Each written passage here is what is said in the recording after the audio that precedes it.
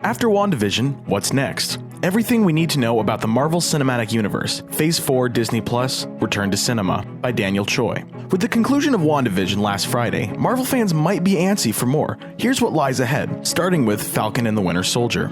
Okay, you got a plan, or shall I just stay duck and cover? My plan was to drive us away. Well, your plan sucks. With the pandemic-related delay of Black Widow last May, along with a plethora of delayed production schedules, 2020 marked the first year since 2009 that Marvel Studios did not release a new film. In 2021, things are starting to look up.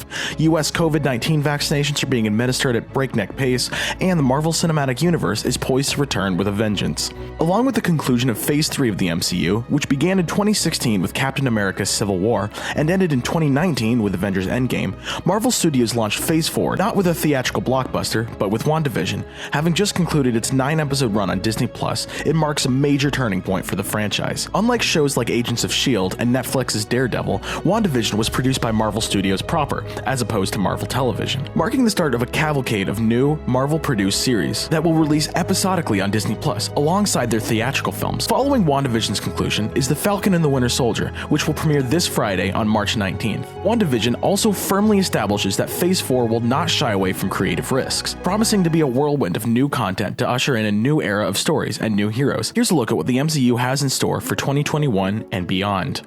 Everything coming to Disney Plus. It feels like it belongs to someone else.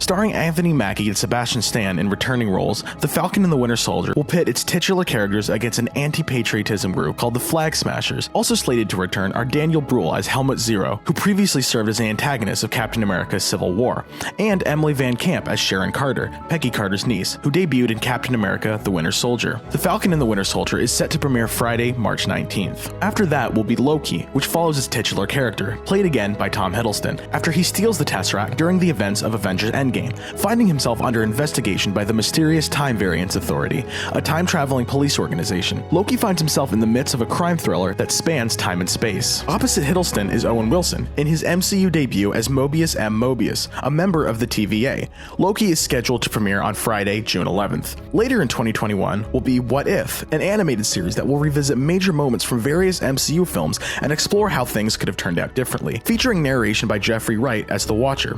What If will also have its plethora of familiar characters, voiced by the respective live-action actors. After that, Ms. Marvel will star newcomer Iman Vellani as Kamala Khan, a 16-year-old Muslim Pakistani-American who gains shape-shifting powers. To end the year, Hawkeye will have Jeremy Renner reprising his role as Cliff Barton and explore his time as the vigilante Ronin. A number of additional projects, including Moon Knight, which will star Oscar Isaac, She-Hulk, the Guardians of the Galaxy Holiday Special, Secret Invasion, Ironheart, Armor Wars, and an Untitled Wakanda series, will comprise the rest of Marvel Phase 4's Disney Plus catalog, scheduled to be released in 2022 onward.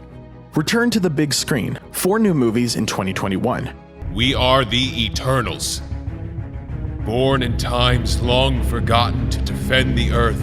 With vaccinations well underway, a return to normalcy seems to be on the horizon. For Marvel, this means filling theater seats. With the addition of Black Widow, which was already slated for release in May of 2020, Marvel will outdo their Phase 3 pace with 4 new films in 2021.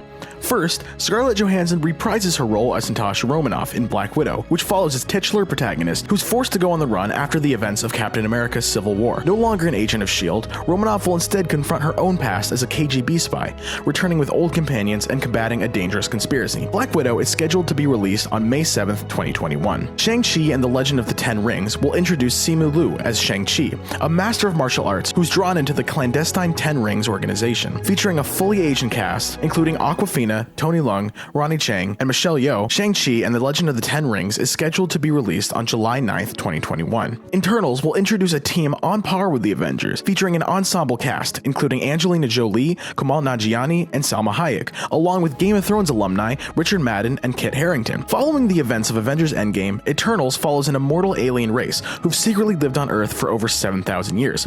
After an unexpected tragedy, they must reunite to protect humanity from the evil counterparts, the Deviants. Eternals is scheduled to be released on November 5th, 2021. Last on the docket for 2021 is Spider-Man: No Way Home, whose title reveal was a masterclass in trolling. Little is currently known about the plot, but it will likely involve multi-dimensional shenanigans, courtesy of Doctor Strange. Jamie Foxx will reprise his role as Electro from Sony's non-MCU The Amazing Spider-Man 2, as will Alfred Molina reprise his role as Dr. Octopus from Sony's Spider-Man 2. Starring Tom Holland and Zendaya, Spider-Man: No Way Home is scheduled to be released on December 17th, 2021. There are currently 7 more films expected to be released in 2022 onward as part of Phase 4, Doctor Strange in the Multiverse of Madness, which is a direct follow-up of WandaVision, Thor: Love and Thunder, which will see Natalie Portman as Jane Foster taking up the mantle of Thor, Black Panther 2, Captain Marvel 2, Ant-Man and the Wasp: Quantumania, Guardians of the Galaxy Volume 3, which heralds the return of the briefly spurned director James Gunn, and Fantastic Four. Final thoughts: Marvel's new class. I humbly present the Jericho. To peace. Since its inception, Marvel Studios has rested its success on creative risks. Iron Man director and MCU mainstay Jon Favreau famously fought for Robert Downey Jr.'s casting. Younger viewers might be surprised to learn that Robert Downey Jr. was once a notorious enfant terrible, whose acting career was on its last legs. Today, WandaVision proves that Marvel Studios is continually dedicated not only to produce fresh, creative content, but also to put burgeoning talent on the forefront of their projects. Chloe Zhao, for instance, who just won the Golden Globe for Best Director with Nomadland, is at the helm of the upcoming Eternals. Nia DaCosta, who debuted directorially with her 2019 crime thriller Little Woods, is set to direct Captain Marvel 2, becoming the youngest filmmaker to direct a Marvel film, and Bisha K. Ali will serve as showrunner for Ms. Marvel. We're also seeing the end of the Avengers era and the dawn of a new one. Gone is the leadership of Steve Rogers' Captain America or Tony Stark's Iron Man. In their place will stand a new class of heroes, more diverse and robust than ever before, and an innovative catalog of unique stories that will undoubtedly expand the superhero genre.